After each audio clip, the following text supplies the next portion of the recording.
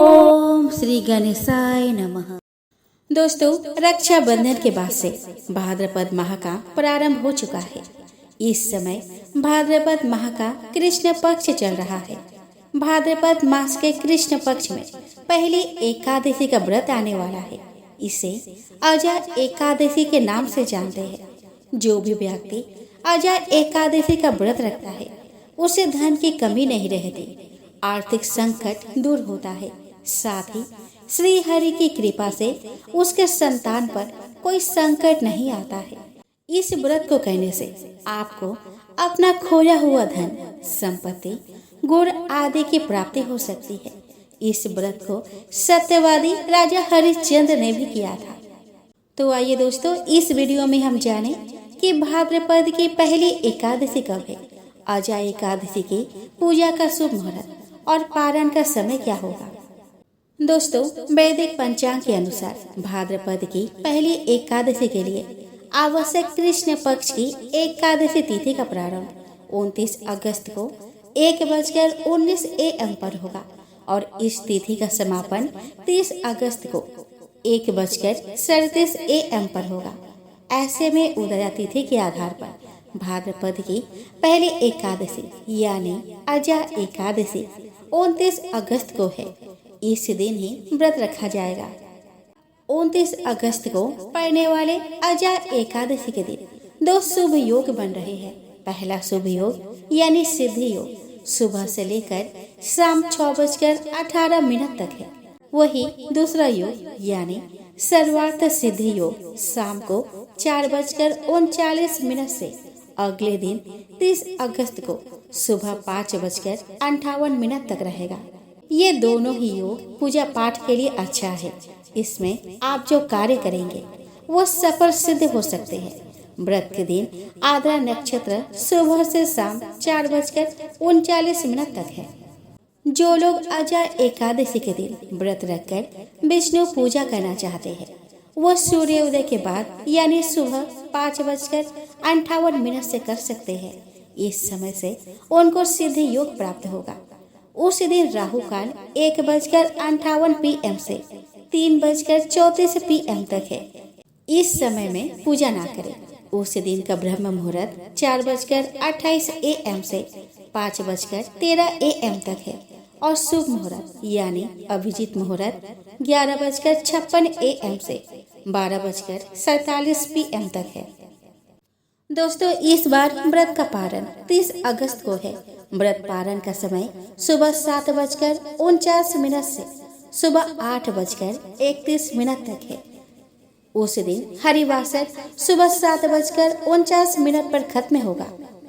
धार्मिक मान्यताओं के अनुसार अजा एकादशी का व्रत रखकर भगवान विष्णु की पूजा करने से व्यक्ति के पाप मिट जाते हैं और जीवन के अंत समय में उसे स्वर्ग की प्राप्ति होती है।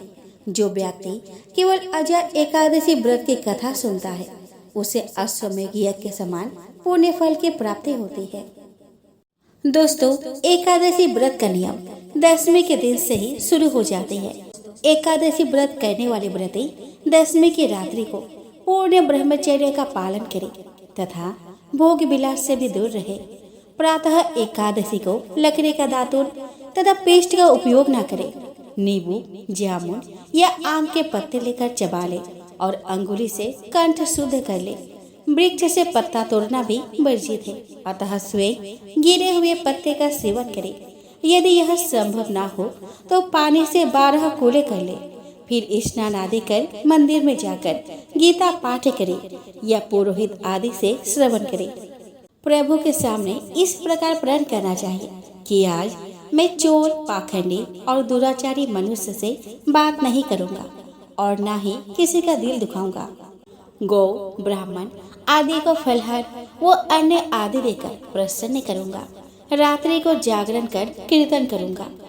ओम नमः भगवते वासुदेवाय इस 12 अक्षर मंत्र अथवा गुरु मंत्र का जाप करूंगा। राम, कृष्ण, नारायण इत्यादि विष्णु सहस्त्र नाम को कंठ का भूषण बनाऊंगा। ऐसी प्रतिज्ञा करके श्री विष्णु भगवान का स्मरण कर प्रार्थना करें कि हे त्रिलोकपति, मेरी लाज आपके हाथ में है, अतः मुझे इस प्रण को पूरा करने की शक्ति प्रदान करे। मौन, जप, शास्त्र पठन, कीर्तन, रात्रि जागरण एकादशी व्रत में विशेष लाभ पहुंचाते हैं। एकादशी के दिन अशुद्ध द्रव्य से बने पेय ना पिए। कोल्ड ड्रिंक्स, एसिड आदि डाले हुए फलों के डिब्बा बंद रस को ना पिए। 2 बार भोजन न करें। आइसक्रीम व तली हुई चीजें ना खाएं। फल अथवा घर में निकाला हुआ फल का रस अथवा थोड़ा दूध या जल पर रहना विशेष लाभदायक है। व्रत के तीनों दिन यानी कि 10वीं, एकादशी और द्वादशी में कांसे के बर्तन, मांस, प्याज, लहसुन, मसूर, उड़द, चने, कोदो, साग, शहद, तेल और अत्यंत पान यानी कि अत्यधिक जल का सेवन न करें। व्रत के पहले दिन यानी कि 10वीं को और दूसरे दिन यानी कि द्वादशी को हविष्य अन्न जैसे कि जौ, गेहूं, मूंग, सेंधा नमक, काली मिर्च, शर्करा और गोघृत आदि का एक बार भोजन करें। फलाहारी को गोभी, गाजर, सलजम, पालक, कुल्फा का साग इत्यादि सेवन नहीं करना चाहिए। आम, अंगूर, केला, बादाम, पिस्ता इत्यादि अमृत फलों का सेवन करना चाहिए। जुआ, निद्रा, पान, पराई निंदा, चुगली, चोरी, हिंसा, मैथुन, क्रोध तथा झूठ, कपट आदि अन्य कुकर्मों से नितांत दूर रहना चाहिए। बैल के पीठ पर सवारी न करें। भूलवश किसी निंदक से बात हो जाए तो इस दोष को दूर करने के लिए भगवान सूर्य के दर्शन तथा धूप दीप से श्री हरि की पूजा कर क्षमा मांग लेनी चाहिए।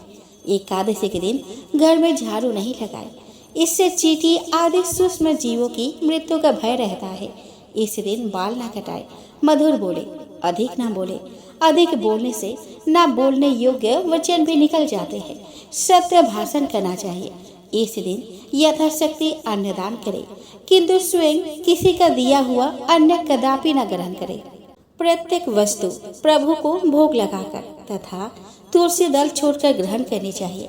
एकादशी के दिन किसी संबंधी की मृत्यु हो जाए तो उस दिन व्रत रखकर उसका फल संकल्प करके मृतक को देना चाहिए। और श्री गंगा जी में पुष्प प्रवाहित करने पर भी एकादशी व्रत रखकर व्रत फल प्राणी के निमित्त दे देना चाहिए।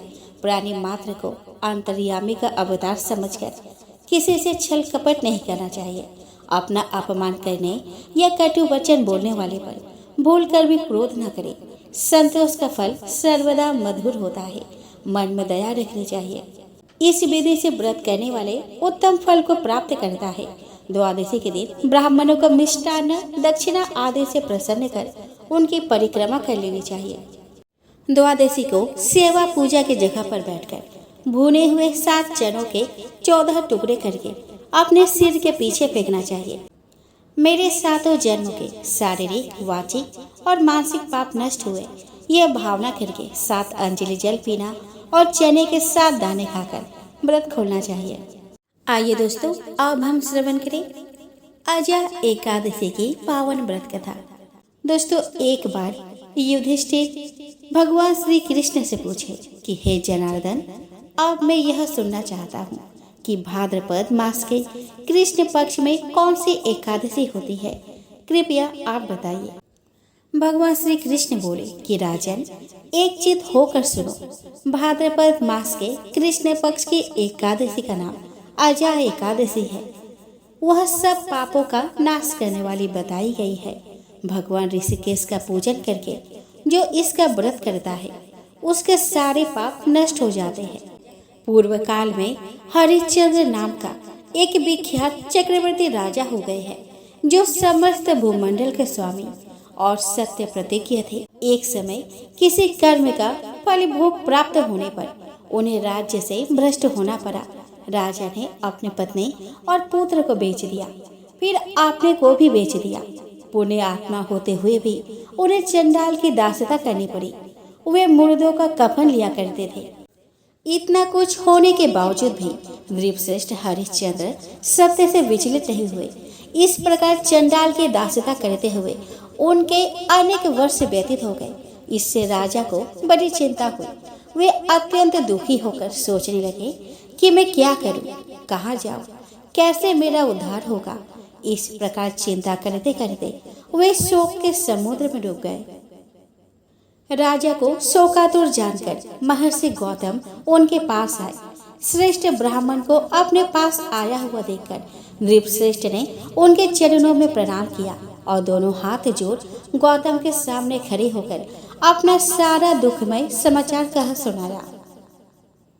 राजा की बात सुनकर महर्षि गौतम ने कहा कि राजन, भादों के कृष्ण पक्ष में अत्यंत कल्याणमयी अजा नाम की एकादशी आ रही है, जो पुण्य प्रदान करने वाली है। इसका व्रत करो। तुम्हारे भाग्य से आज के 7वें दिन एकादशी है। उस दिन उपवास करके रात में जागरण करना। ऐसा कहकर महर्षि गौतम अंतर्ध्यान हो गए। मुनि की बात सुनकर राजा हरिश्चंद्र ने उस उत्तम व्रत का अनुष्ठान किया। उस व्रत के प्रभाव से राजा के सारे दुख पार हो गए। उन्हें पत्नी पुनः प्राप्त हुई और पुत्र का जीवन मिल गया। आकाश में दुंदुभिया बज उठी। देवलोक से फूलों की वर्षा होने लगी। एकादशी के प्रभाव से राजा ने निष्कंटक राज्य प्राप्त किया और अंत में वे पूर्वजन और परिजनों के साथ स्वर्गलोक को प्राप्त हो गए। राजा युधिष्ठिर, जो मनुष्य ऐसा व्रत करते हैं वे सब पापों से मुक्त हो स्वर्गलोक में जाते हैं। इसके पढ़ने और सुनने से अश्वमेध यज्ञ का फल प्राप्त होता है।